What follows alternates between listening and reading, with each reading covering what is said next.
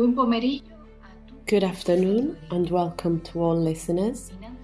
First of all, we would like once again to thank the Radio Koradi team, even in this second conference, for their availability in giving us this opportunity to spread the Gnostic teachings online, and also for having opened this Italian radio channel, for which the Venerable Master Samael will no doubt be very grateful.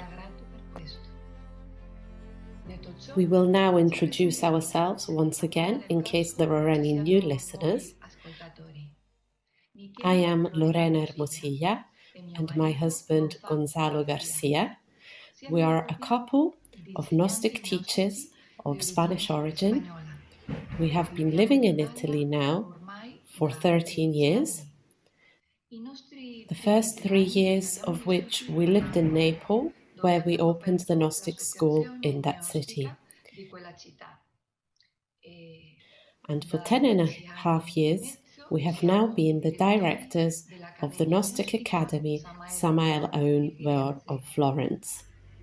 This is the name that we have in Italy, the new Gnostic Academy Samael Aun Weor. But we are part of a bigger international institution called the Gnostic Society Samael Aun Weor. The international coordinators are Rafael Vargas and Leida Rodriguez, who were direct students of the Venerable Master of all Gnostics, Samael Aun Weor. The new Gnostic Academy of Florence is a legally registered non-profit organization.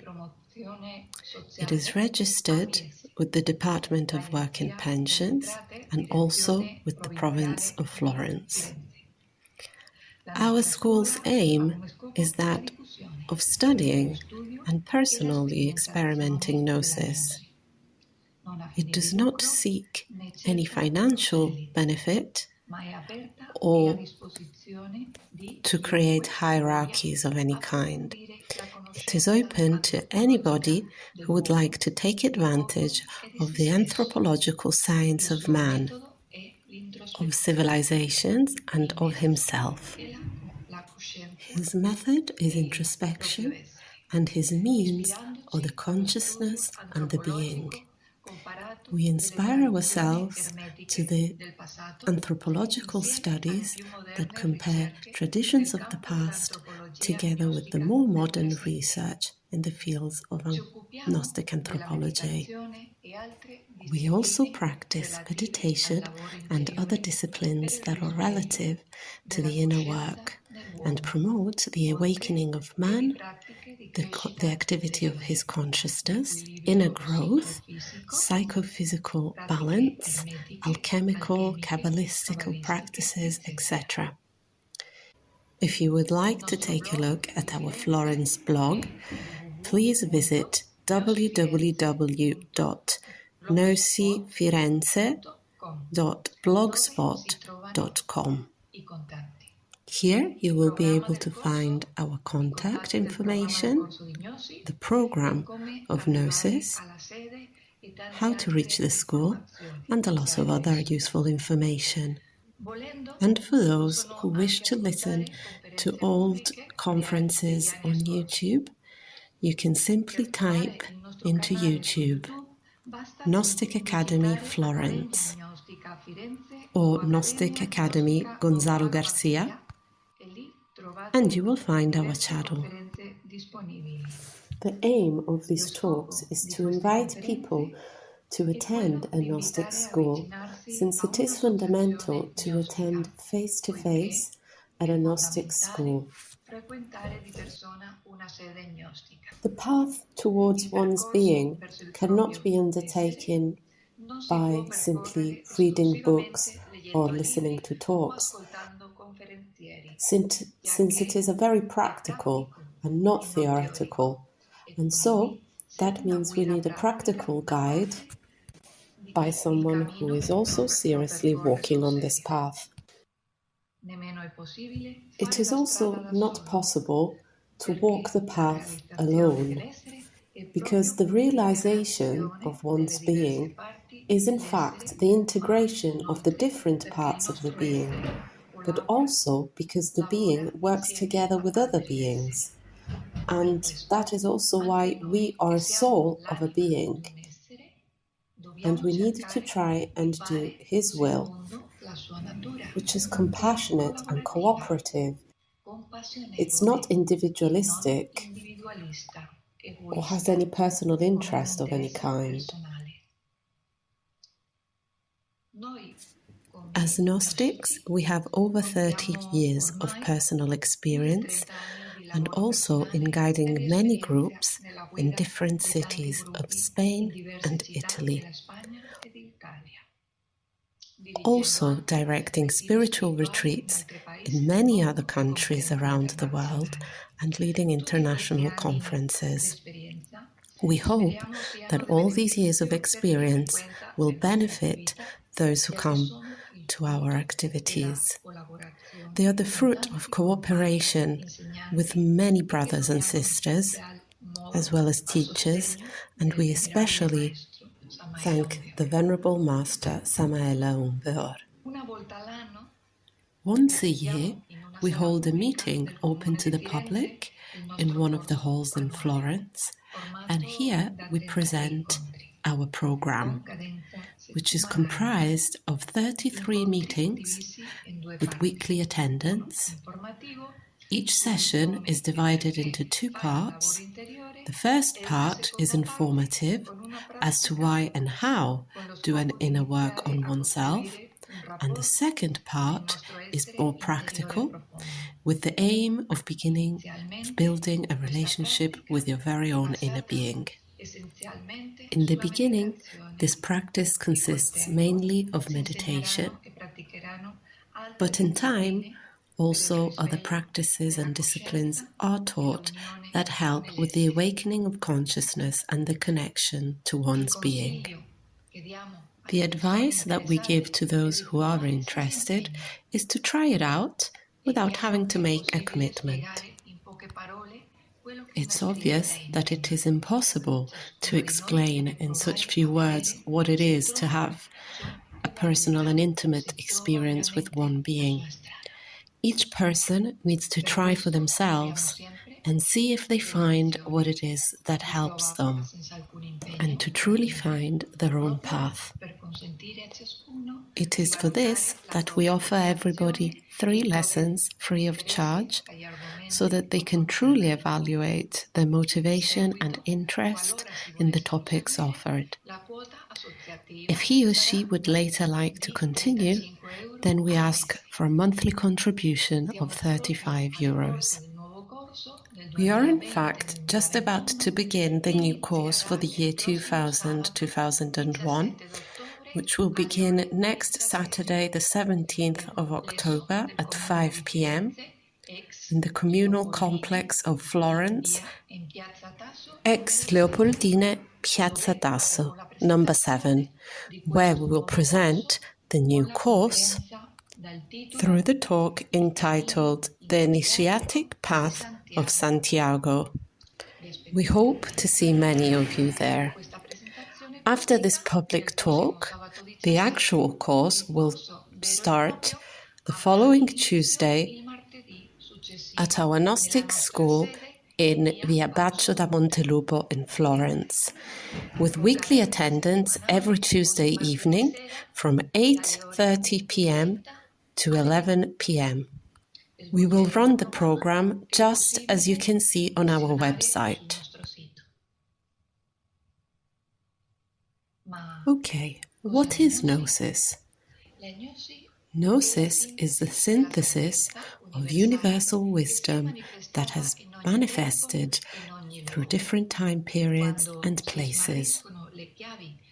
When the key to self-knowledge is lost, or when confusion arises due to all the different contradicting theories, this is when Gnosis appears, each time under a different name.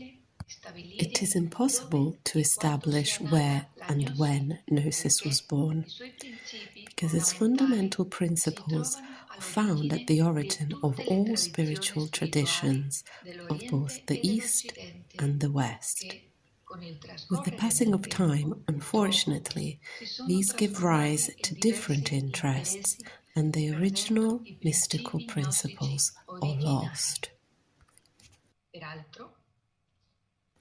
Although experts say that at the dawn of Christianism, there was a classical Gnosis, meant as a syncretism of other traditions, such as the Egyptian, the Hebrew, the Eastern, and the Greek, which developed in the Middle East before and after the coming of the Christ. This Gnosis first flourished in Alexandria in Egypt, and then it continued to expand into Christianity of the first centuries. It was called Gnostic Christianism or Esoteric Christianism, until almost disappearing in the 4th century once Christianism began the state religion. The word gnosis comes from the Greek and it means knowledge, not intended in an intellectual way, but in the sense of a direct and intimate knowledge that comes from a revelation that generates from the contact between our consciousness and our being. I will finish by informing everyone that it is possible to ask questions. For those who are listening to this live conference and wish to ask questions on today's topic, if you look at the page on the radio that you are connected to, you can click on the icon either on the bottom right-hand corner or in the top left-hand corner on top of the image.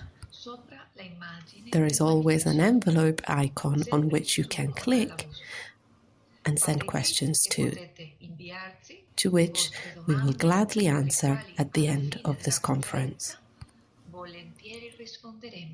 Okay, I will now hand the floor over to my husband, Gonzalo Garcia, who will present today the second part of the important and practical theme, the daily practice of the Gnostic. Thank you, and I hope everyone enjoys the talk. Hello, and good afternoon, everyone, from myself also. As our venerable and beloved Master Samael Aun Weor teaches us, Gnosis is lived in actions, it withers in abstractions, and it is hard to find even in the noblest of thoughts. What I'm trying to say is that Gnosis is practical. It is either lived in a practical way, by experimenting in a personal way, or it doesn't exist, there is no Gnosis. Not only practice, it is necessary for it to be a personal experience with one's own consciousness. It's not enough for it to just be a practice, but a practice that brings about a connection and a contact with one's own consciousness and one's own being. If a practice doesn't give fruit, then it is not a good practice. Every sincere Gnostic should have a daily practice of inner work in order to fulfill his or her own cosmic duty in relation to the being and humanity. Just as each one of us takes care of our physical work, our physical families, we have 3 meals a day. The intelligent Gnostic follows this same continuity and intensity and order within his own inner work.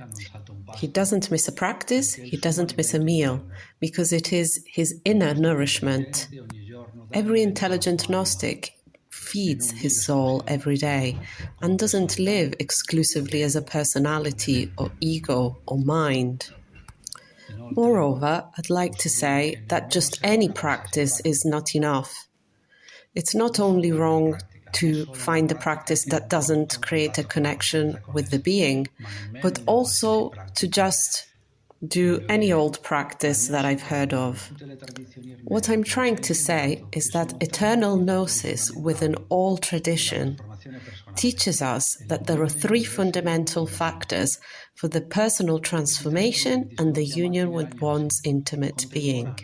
These three tools are called, within contemporary Gnosis, the psychological death, the sexual birth, and the sacrifice or conscious love for humanity. To quickly summarize this, the first factor, the first aspect, which is the psychological death, it means to eliminate the inner darkness, to free the inner light that is trapped within that darkness in the unconsciousness. The second factor of the birth means to incarnate that light by transmuting through the transmutation of the divine sexual energy of life. And finally, the third factor, sacrifice or disinterested love for humanity, means to expand that freed light through the death that has crystallized through the birth, and donate that in a disinterested manner to all creatures in a concrete way, and not just with good intentions. These three factors can be seen in other traditions. Because we are in Europe and in Florence, we can give a reference or an example to the words of Jesus, since we've all really gotten to know him through our religious educations.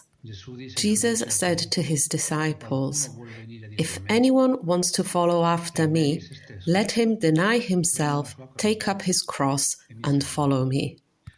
So, to deny oneself is the death of the I. To pick up one's cross is the sexual symbol of the union, of the lingam yoni, of man and woman, the transmutation of the energy, birth.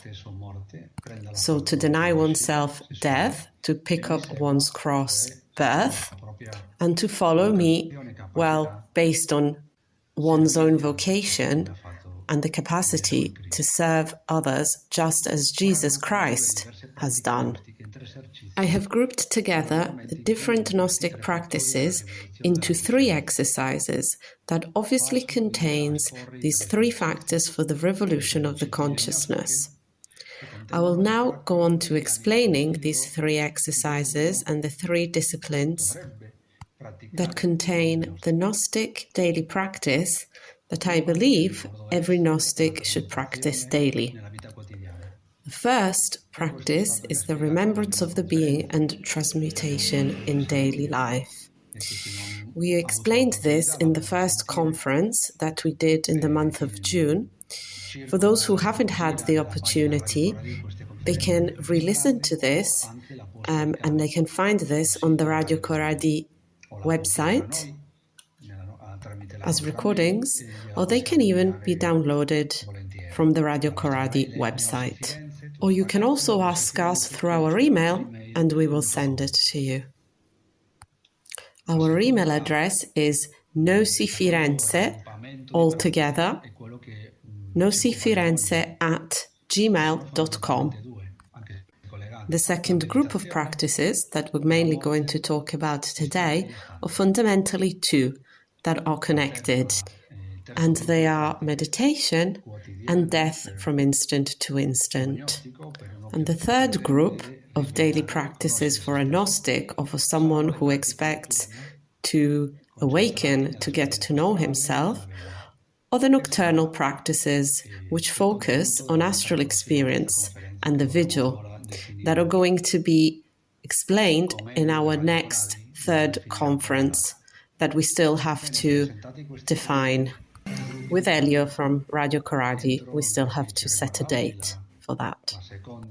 Okay, having gone through these 3 groups of practices, I'm going to zoom into what we're going to focus on today, which is the second group of practices, meditation and death from instant to instant. So I'm going to begin with meditation. First of all, I would like to clarify that a good meditation should be at least 1 hour long. That is what our Master Samael repeatedly said.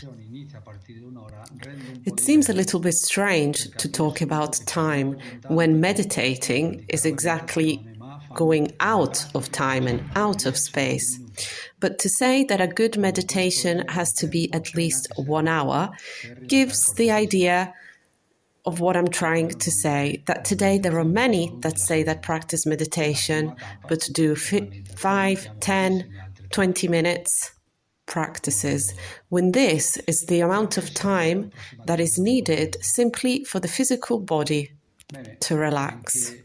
That is not a meditation, it's simply relaxation of the body, which is the first stage of meditation that is followed by many other stages that we're going to look at. Why is that amount of time approximately needed?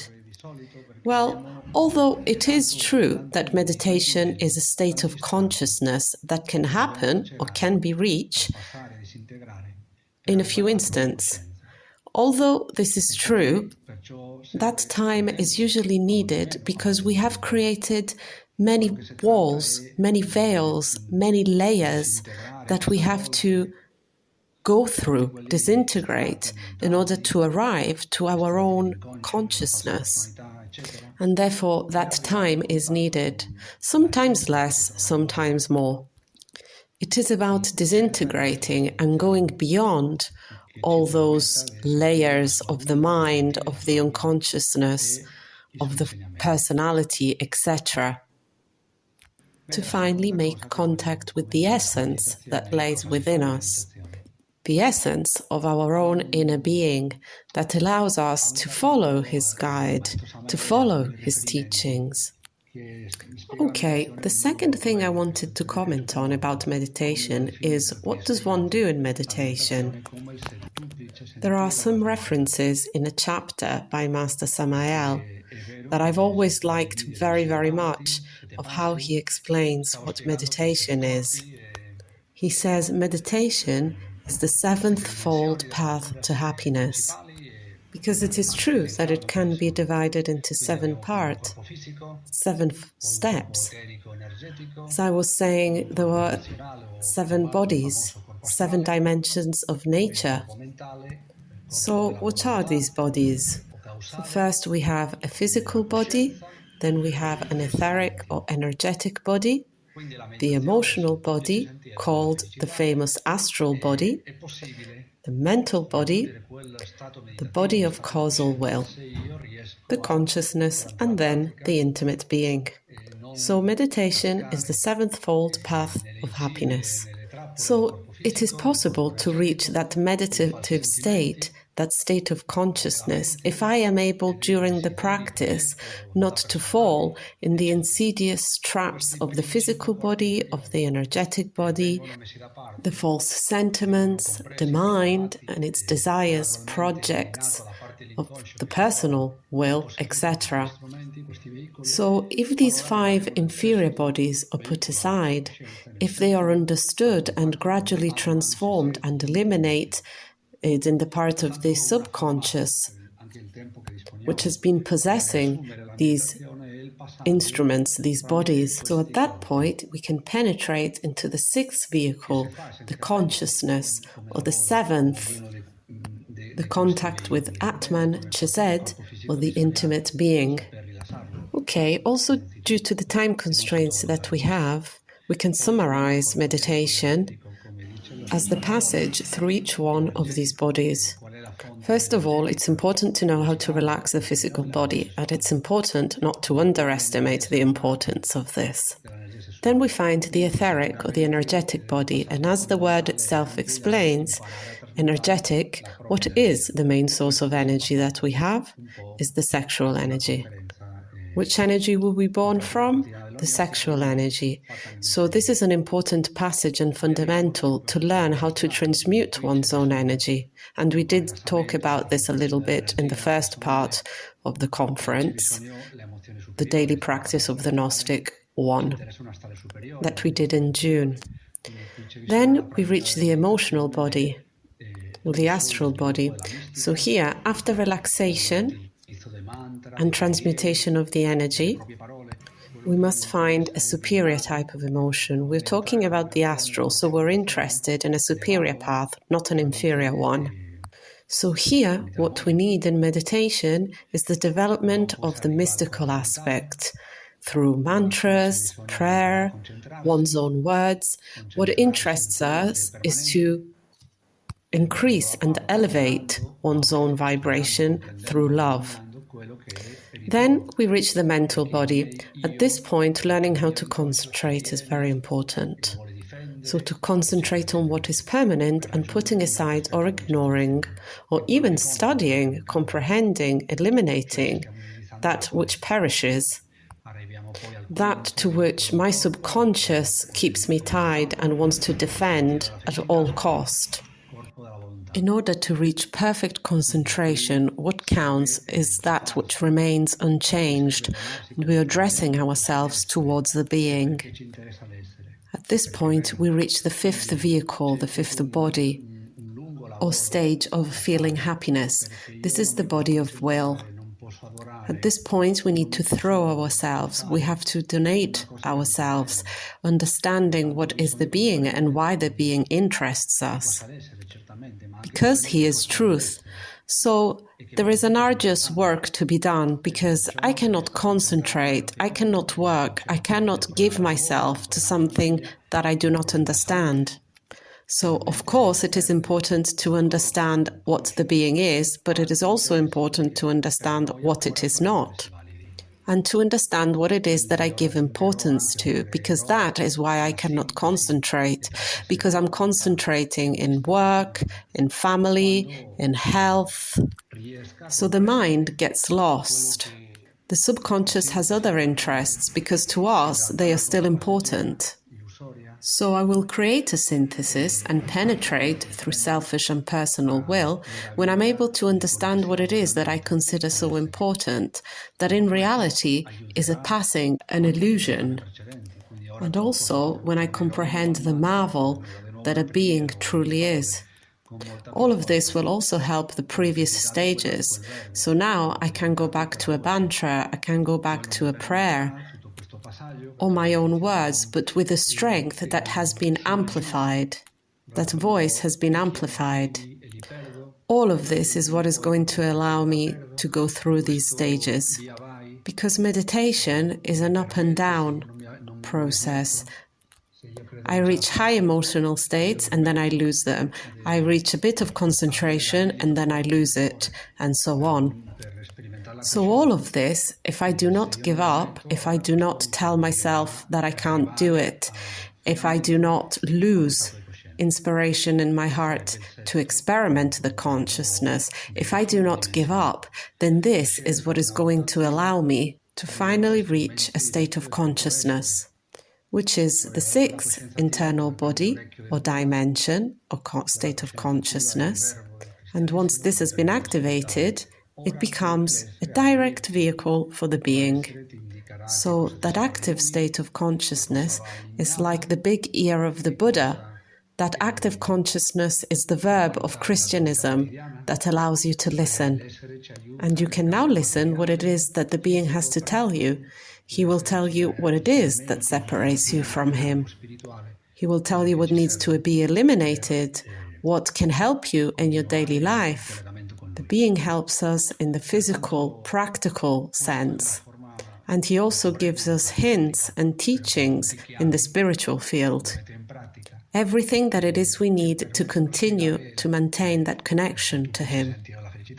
Okay, this is a very brief synthesis, however, with the key points to put into practice that allow us to explain the sevenfold path to happiness.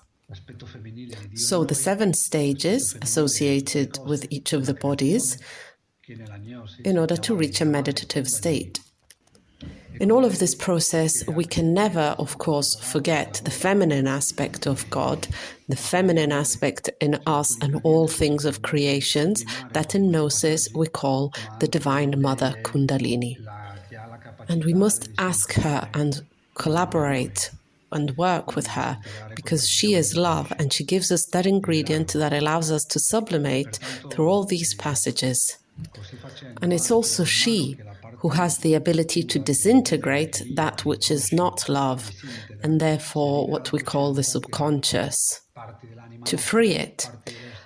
And by doing so, as that dark part of the subconscious disintegrates, it becomes free. It frees consciousness, which is that part of our soul, of the being, that is trapped within that I, or that false perception of reality. So this way, the more we die, the more we love, the more we are free from that deceit and self-deceit. And we can finally live what is the last stage of meditation and mystical ecstasy: love. Divine love, human love. It is a universal love for everything and for everyone in an undifferentiated way. It's not exclusive. Okay, this brings us to the third and final point. I mean, one could talk forever about meditation because it is practiced for one's whole life, every day, more than once a day. So imagine how much I could talk about this, but I'm trying to go straight to the essential points. And then if we have the opportunity, we'll also answer any questions, if there are any. So the last aspect that I wanted to comment on about meditation, in order to also talk about the other practice today. So connecting to this last point that I mentioned about the void and the mystical ecstasy.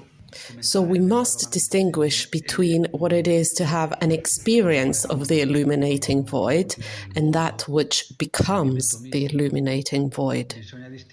So one can, through meditation, experience different types, different states of consciousness, and even an experience of the maximum level of consciousness. That is to say, that for a moment, we are able to free the consciousness from all these vehicles and experience what in Gnosis we call the absolute abstract space.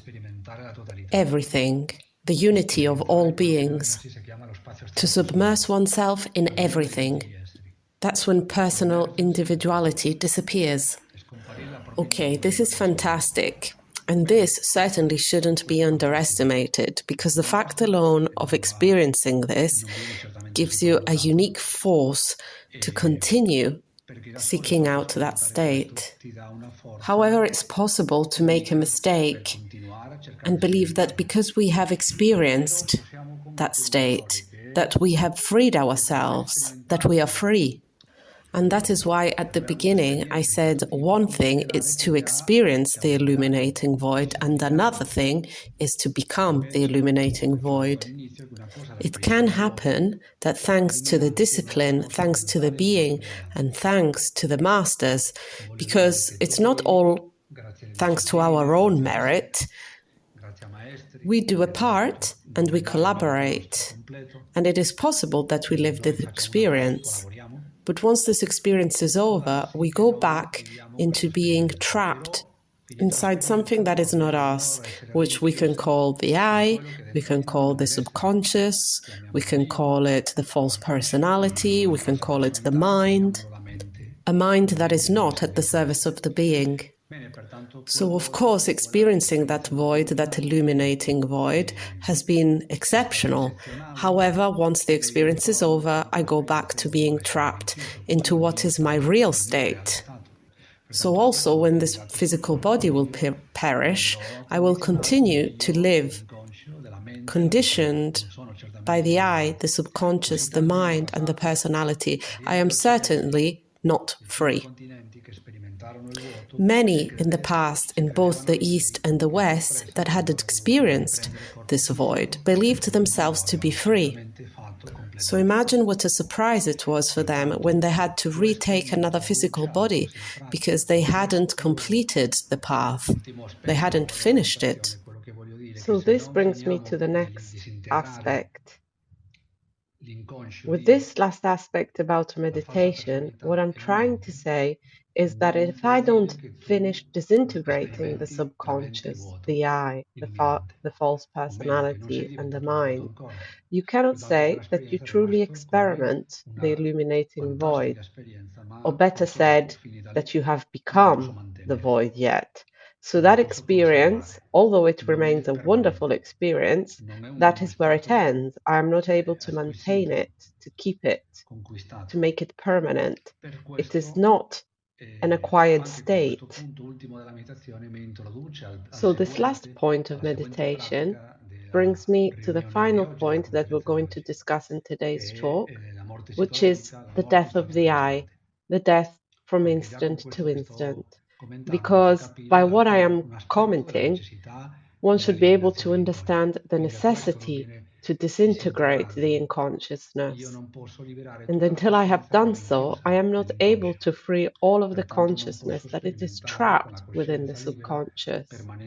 So I cannot experiment what it is to have a permanent three consciousness, the totality of my being, of space, of the absolute, etc., etc. This is an obligatory rule and also logical because the consciousness cannot express itself because it is locked and bottled inside of the I, of many eyes, which is how we call them in contemporary Gnosis. And these are aspects of the subconscious that I must disintegrate, those structures, those cages that enclose my consciousness and part of my soul. There is no other way how to free this. And there are many philosophies and talks on this, but I don't want this to become a philosophy or an opinion. For example, there are those who say that the I just needs to be left alone, that it has to be integrated, and that the subconscious doesn't have a value, it doesn't have a reality. We can come up with millions of philosophies. However, if the consciousness is trapped, the only way that you're going to free it from the trap, from the cage, is this. There is no other way. It's like Aladdin's lamp, where you have the genie trapped inside that lamp. You need to be able to free that genie from that lamp. And to free that genie, you must rub or open or break that lamp. And we have thousands of lamps of false structures, mental, sentimental, sexual, of the will, etc., etc., that trap our psyche, our soul. This is what Master Samael talks about at length. However, for those who still don't know or are not familiar with contemporary Gnosis, one of the few things that I can appreciate about Jung, that I can understand, is that Jung also reached this conclusion. Jung draws an iceberg and he shows that what is under the water, the ice, is approximately 97% of the psyche, the subconscious, the infraconsciousness. And that point of the iceberg that we can see is a very small part, about 3% of the psyche, that is not conditioned. Okay, and there are also many other writers or teachers that talk about this, that give us the idea, that help us to understand on how to allow that hidden natures to emerge. That which is hidden underneath the water, you must understand that with the help of the being and eliminate it thanks to the help of the Divine Mother. That is to liberate the consciousness so that it can emerge from the infraconsciousness. Okay, so all of this introduces us to today's topic, which is psychological death. And how is this achieved? Through the stages of meditation. For example, with the Divine Mother, discovering where one is tricked by false thoughts. And until you're able to see this through the practice, these are real to you, and it's normal. It's right that it is so. And this is why we need meditation, because I have said it is necessary. if we want to live a true reality, or whether we are happy just continuing to perceive things through our own subjective lenses of the unconsciousness of the I. So having said this, the importance of this aspect of the psychological death, of the mystical death, not of the transformation, but of the elimination of the unconsciousness to release, to free the consciousness, then one might fall in the belief that if it is so important to meditate, to practice that hour, and that is all I needed to do, and then I spend 23 other hours without practicing this fundamental aspect of the mystical death, then that would be absurd. It would be a shame if one thinks about it. So if it is so important to free this trapped consciousness, this conditioned consciousness, why should I limit myself to a practice between 9 and 10 at night, or between 7 and 8 in the morning when I'm meditating? This would be absurd when I am able to die from moment to moment. So, as I've summarized in this talk, the other practice that I consider to be essential as a daily practice of the Gnostic is the death from moment to moment. Not only during meditation. Meditation can be useful to experiment love and feel love of the being and to receive many indications about my physical life, my internal life, and also to die. But if through death I am able to free the consciousness, why should I limit this first factor of the revolution of the consciousness?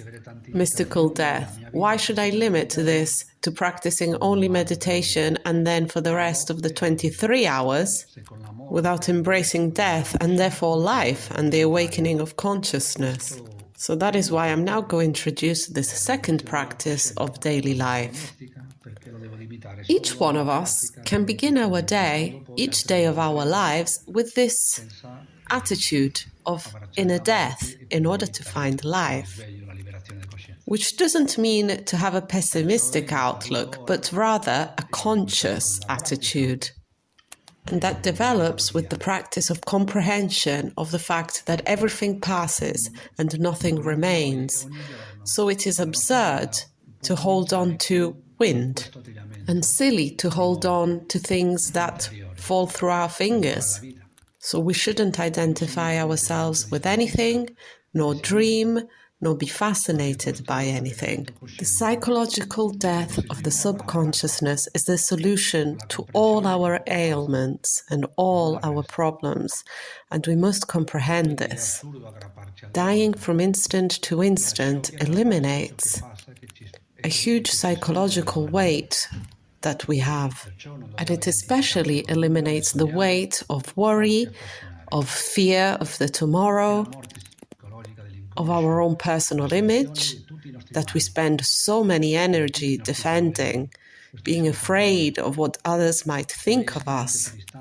It eliminates slavery of our own desires. It gets rid of an unbearable psychological weight. However, one needs to be careful. It's not so easy to convince the I to die. To convince the I, the subconscious, the personality, these false aspects of ourselves that separate us from the being. Our true inner being will never make the decision to die. And it is us, as consciousness, as souls, that must decide to really die. It is a personal decision, following also a reflection, a comprehension of the value of the reality of everything which we are commenting on. I'm going to explain further on the second discipline, dying from instant to instant. This is associated to the first discipline, that of meditation.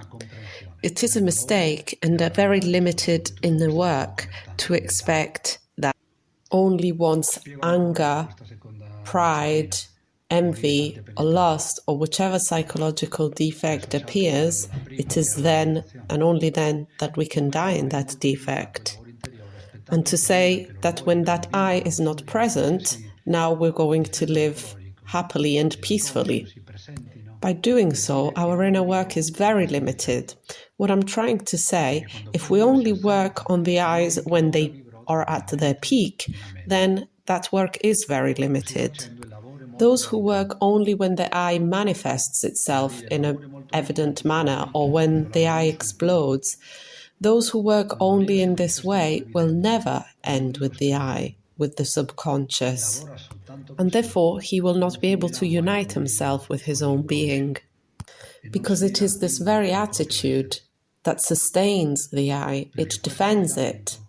You don't end with it, you don't destroy it, it doesn't work on the continuous plots that the eye are plotting in the subconscious every moment. And that is why it is essential to learn how to die from moment to moment, so that the I, the personality, the mind can disappear. Because the I is not only present in a specific given moment, but it is continuously present. It makes itself comfortable within us. It thinks for us, it feels for us, it does for us. I mean, it is a very strong reaction of the I, that which makes you comprehend that he is present, but in reality, he was there before. It's just that now it has exploded. So what I'm trying to say is just because in this moment we don't feel it, we don't feel anger, it doesn't mean that it is not present. In the same way, lust, pride, they are there, but because we do not have any active consciousness, then we cannot see them. So we have to wait until they explode so we can see them and I can work on them. But by doing so, one can understand how long and very slow the work would be, if not impossible, because we would never end by feeding it, by giving it free space, by allowing it to dominate our life. If there is no active consciousness, if there is no remembrance of the being to understand that which I'm explaining, which we can call the permanent I, so no active consciousness, no remembrance of the being, leaves us no other alternative. To have active consciousness means, for example, to see, to perceive, to discover, to be aware of, to be conscious of that which we're talking about, of these eyes. But instead, we're not able to see them. We have a false mind that lies, that talks to us, and we listen to it. We have conversations with it. We do what it tells us to do. And it's the same with false sentiments, false feelings. So to have active consciousness means to be conscious of this, to live in remembrance of the being. It means that also you can perceive other realities, other dimensions. If to us the subject of different dimensions, of different lives, of the infra-dimensions, superior dimensions, is only something that is theoretical, that we have read in books, but we don't experiment it, that means that it is not in the being, which is multiple. So if this isn't in the being and it is not in the active consciousness, as these examples I've given, it means that there is an I, the subconscious is active, which acts as a plug in your head. So it keeps you fascinated, it keeps you hypnotized, without one doesn't even realize. So he lives in a subjective, so a false state, so within an I, in a mind without the being, or within the false personality. Let me give some other examples. How do I realize that the being is not present, but that there is a permanent I? Well, as an example, every I is accompanied by a feeling. That is why we call it the false sentiment of the I. But what is a false sentiment of the I? Well, from the moment that I feel like myself, like a person, an individual, I feel part of something, but not totality. such as part of a family, of a nation, of whichever group. These are the false sentiments of the I. Because it is the I that makes us feel different to others, separate to others, superior, inferior, special, etc., etc. I'm going to give other examples so that we get an idea of what it is to live in the I. That for us, it is a natural state, it is normal. We don't consider that we are asleep in that moment, but we are. I have already given an example of what it is to have active consciousness, to be in contact with the being. And by that example, one can already realize that he is not experimenting that he is not conscious of all his psychological processes. While he is living his daily life, he is not conscious of the superior or the inferior dimensions. He is tied to the body, to matter. He only, in inverted commas, sees the three-dimensional physical world. But I'm now going to explain other aspects of what it is to live in the I, because one doesn't even know. That's why I say it is important to eliminate, to die from moment to moment, because it is from moment to moment that we live within the I. We're not living reality, a true life. The other example is that the I traps us within time. It keeps us tied to temporal things, because the I is time, it is memory. It is memory that repeats itself from existence to existence. So it's a non-living, it's an unconscious repetition. The I feels, the I relishes in things of time, of forms, and of anything that gives it the sensation of existence. All of these are false sentiments of the I's. Unfortunately, there is a continuous state of thinking, of feeling myself, my things, my problems, the people who are close to me. If I only look down at my own belly button, this is an egoistic state, individualistic. This is being biased. And all of these are examples that indicate that there is what we can call a permanent I. We work in order to discover it. It is permanent, so there are many that we can discover, comprehend, eliminate with the help of our Divine Mother Kundalini. We can eliminate them in masses, and not only during the practice of an hour of meditation. Because even within that hour, all going well, I spend 5 or 10 minutes at the end of the practice to eliminate something that I have comprehended. Why should we deny ourselves of life through death? Okay, so one must be careful also to not misinterpret what I'm trying to say as carelessness, indifference, irresponsibility, or a lack of reaction. Because even the active consciousness is reactive. Because a conscious attitude is reactive, it is attentive towards that which is real, which is eternal, our being. So what I'm trying to say is that we don't wait until there is an event, the manifestation, a strong manifestation of my I, in order to begin to die to it. We can embrace that state of death, of mourning, in order to live and to see in death beauty, freedom, truth. Because the most wonderful thing is to liberate ourselves of ourselves, because the heaviest burden we carry is that of ourselves. Because each one of us constructs problems with his own mind, false sentiments with his own heart, and thousands of desires with his own sexual energy. Many people spend years with what I can only define as self-control of the I, of the subconscious, self-control of the mind, and much control of the personality. But all of this is not to die. As a matter of fact, all of this is affirming the I, is strengthening the I. It's strengthening the mind, the false I, the false personality that we have. So it is even worse. when it transforms itself into a mystical personality, then becoming a mythomaniac, believing oneself to be something.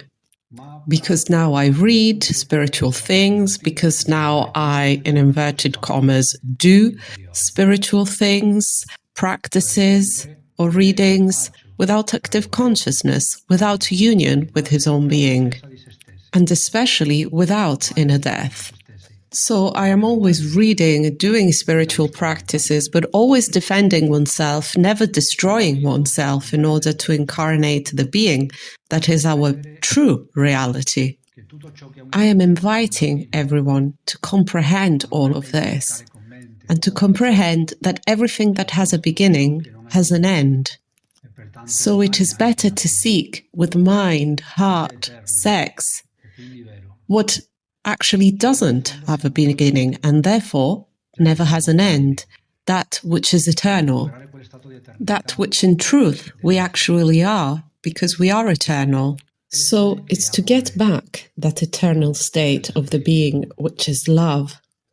It's not an exclusive type of love. And that's where the famous phrase comes from, that love and death are twin brothers. He who doesn't die doesn't love, and he who doesn't love doesn't want to die.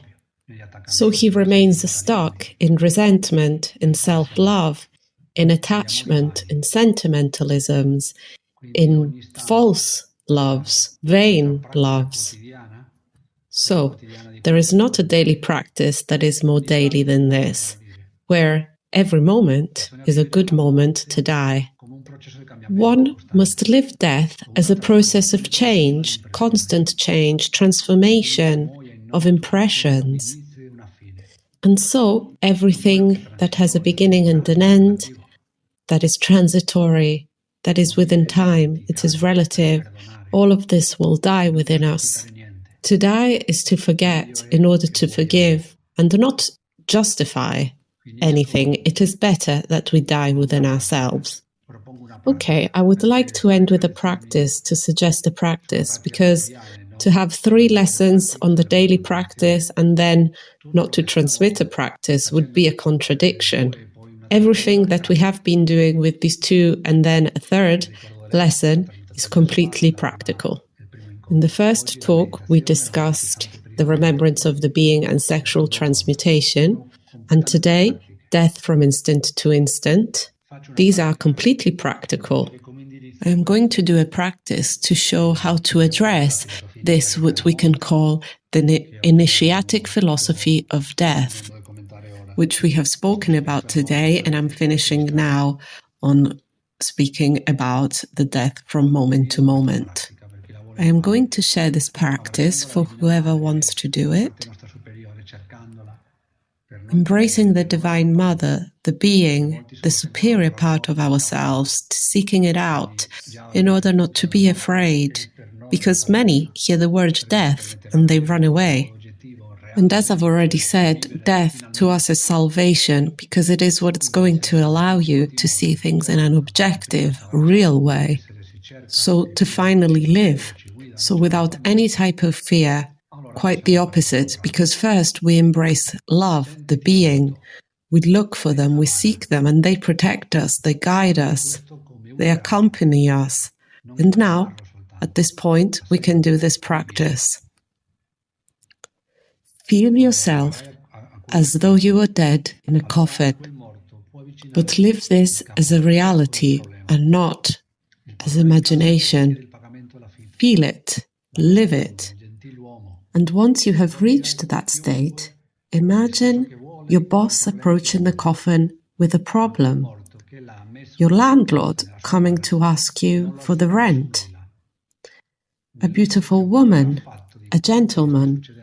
Anybody can approach the coffin with whatever problem they want, but absolutely nobody will be able to make that corpse get up from that state. Nor will he ever worry about what is happening around him, because he is dead. So what happens then to those provocations of the eye, of the mind, of the sexuality, of the personality, and their stimuli? what's left of them? Nothing. And by doing so, the I starves, he dies of pain. And let it die, no matter how, but let it die. Dear soul that you are listening, may you always die. Die of love, die with love, and die for love. Because the more you die, the more you are reborn. Who dies awaken consciousness to the infinite. They are reborn always with more consciousness. And since this is infinite, then the level of death also needs to be infinite and continuous. Understand that to die is the best, the most beautiful, the most wonderful thing, to free oneself from deceit, the subjective and false creation, the ghosts and delusions, in order to discover reality, to discover the essence of things in every moment. This is absolutely marvelous. And I'm going to end today's talk by saying that one cannot learn about continuous death or meditation or any practice that we are talking about by reading books, but only through the help of a guide who has been meditating for years and who knows and understands the tricks of the subconscious. Someone who has been dying for many years, eliminating his own consciousness and freeing his own consciousness. So I am inviting all listeners to look for a Gnostic center who can teach them how to practice the 3 factors, who will teach you how to meditate every day for more than an hour, and who follow the teachings of the contemporary Gnostic master, our dear and beloved Master Samael Aun Weor. Very well, dear listeners, we're now going to leave you for a 15-minute break. We're going to put some music on in order to have time to look at any questions that you have sent. You're still in time to send some questions about today's conference by clicking on the icon of the envelope in the top left-hand corner of the page, on top of the poster, or in the bottom right-hand corner on the envelope icon. We're going to reconnect in 10 minutes when we will gladly answer any questions received. Thank you. We'll be with you shortly. Grazie e a presto.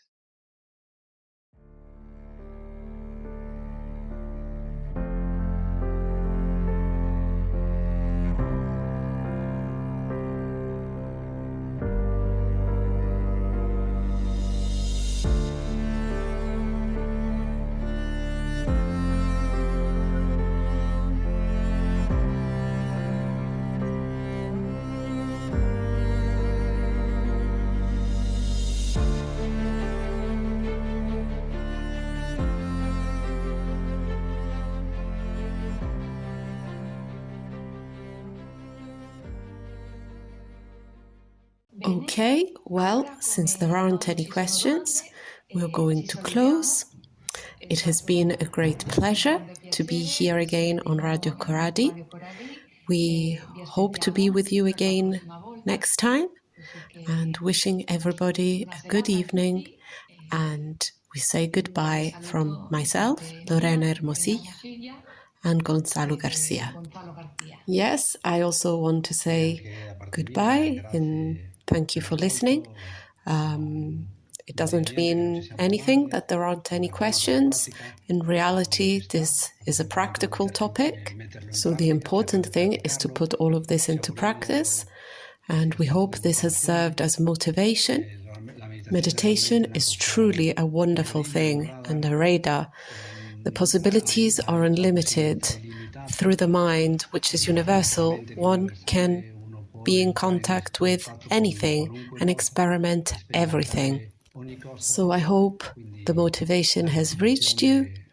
And with regards to the psychological death, I hope that this has been understood and lived as something motivational.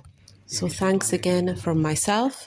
It has also been a pleasure, and although we may not get to meet many of you in person, there is this contact that forms between souls, between beings, and I would like to thank once again Radio Koradi, Elio and all his team for having given us this opportunity. And we will meet again for the last part of this talk.